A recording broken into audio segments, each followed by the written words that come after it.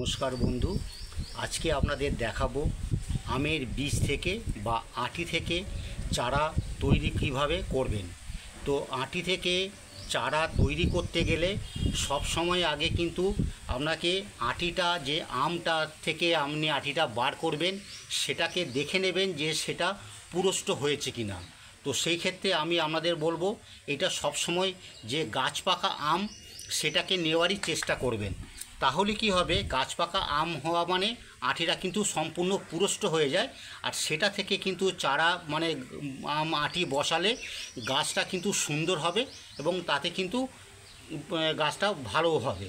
তো সেই হিসাবে দেখুন আমি একটা গাছে আঁটি একটা নিয়ে নিয়েছি এবং এই আঁটিটা নেওয়ার পর একটা কাজ করতে হবে কি, আঁটিটাকে ভালো মতো জলে ধুয়ে একটুখানি কিছুদিন মতো ভালো করে রোদে শুকিয়ে নিতে হবে। কারণ আমের সঙ্গে যে মিষ্টটা থাকে সেটা যদি থেকে যায় তাহলে বসালে কি হবে, সেখানে পোকামাকড় পিঁপড়ের উপদ্রব হবে। সেই জন্য ভালো করে আমটাকে সুন্দর করে ধুয়ে রোদে শুকিয়ে নিলাম। এরপর কি করতে হবে, এই যে আমটাকে আঁটিটা শুকনো হয়ে গেছে সেটার এই যে মুখটা রয়েছে এই মুখটাকে একটুখানি মুখটাকে ভালো করে চিরে দিতে হবে। তাহলে কি হবে, খুব তাড়াতাড়ি কিন্তু এখান থেকে কিন্তু গাছটা কিন্তু বেরোতে সাহায্য করবে। মুখটা আমি কিন্তু এখানে কেটে নিলাম। তো এই কাটার পর এরপরে আমাদের একটা কাজ হচ্ছে, দেখুন একটা এয়ারটাইট একটা আমরা বাক্স নিয়েছি প্যাকেট, আর একটা নিয়েছি দেখুন এই একটা কাপড়, সাদা কাপড় নিতে পারেন, অনেকে কি আছে অনেকে কাগজ যেগুলো নেয় সেই কাগজগুলোও নিতে পারে। তো এটাকে ভালো করে এভাবে কিন্তু মুড়ে নেবেন, এটা প্রথম ফার্স্ট টাইম। দেখুন এটাকে মোড়ার পর একটুখানি জলে কিন্তু ভিজিয়ে নিলাম। জলে ভিজিয়ে ভালো করে একটুখানি চিপে দিতে হবে, কারণ বেশি জল থাকলে কিন্তু আবার আঁটিটা কিন্তু নষ্ট হয়ে যেতে পারে। এটা নিলাম, নেওয়ার পর এটাকে একদম একটা এয়ার টাইট একদম জায়গা একটা এতে পাত্রের মধ্যে এটা রেখে ভালো করে কিন্তু এয়ার টাইট করে দিলাম। দেখুন তো এইভাবে এয়ার টাইট করার পর এটাকে মিনিমাম 5 থেকে 6 দিন একদম সম্পূর্ণ একটু ঠান্ডা জায়গাতে কিন্তু আমরা এটাকে রেখে দেবো। 6 দিন হয়ে গেছে, তো এখন এইটাকে আমরা এখান থেকে কন্টেনার থেকে বার করছি।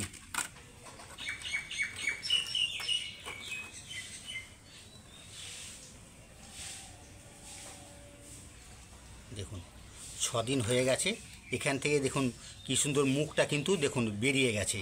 তো এখন আমরা এটাকে কি করব, সম্পূর্ণ মাটির মধ্যে কিন্তু এটাকে আমরা বসাবো। তো তার জন্য আমরা কি করেছি দেখুন, একটুখানি গোবর সার নিয়েছি, ফার্মি কম্পোস্ট নিয়েছি, আর একটুখানি মাটি নিয়েছি। তো এটা আমাদের আগে থেকে মিশ্রণ করে রেখেছি। আর এই একটা কালো আমরা প্যাকেট নিই, কালো প্যাকেট। তো এর মধ্যে কি করছি আমরা দেখুন ভালো করে আমরা এটা মাটিগুলো গোবর সার মিশ্রিত মাটি আমরা এর মধ্যে দিয়ে দিচ্ছি।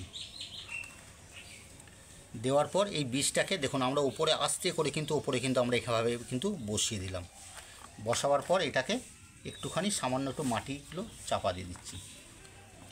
চাপা দেওয়ার পর এতে আমরা অল্প করে কিন্তু এতে আমরা কিন্তু জল দিয়ে দেবো, বেশি জল কিন্তু আমরা দেবো না, যাতে জাস্ট মাটিটা একটুখানি ভিজে থাকে সেরকম করে আমরা কিন্তু দেবো। তো এইভাবে দেওয়ার পর এটাকে আমরা কিন্তু একদম যে ছামাতেও রাখবো না, একদম রোদেও রাখবো না, একটু যাতে রোদের আভাটা আসে সেই রকম জায়গাতে কিন্তু এটাকে আমরা সম্পূর্ণভাবে কিন্তু এটাকে আমরা রেখে দেবো, যতদিন না দেখবো এখান থেকে আমার চারাটা তৈরি হচ্ছে। দেখুন এই বীজটা আজকে আমার 20 দিন সময় হলো, গাছটা দেখুন কত সুন্দর, দেখুন গাছটা বেরিয়ে গেছে, দেখুন ঠিক আছে গাছটা দেখুন।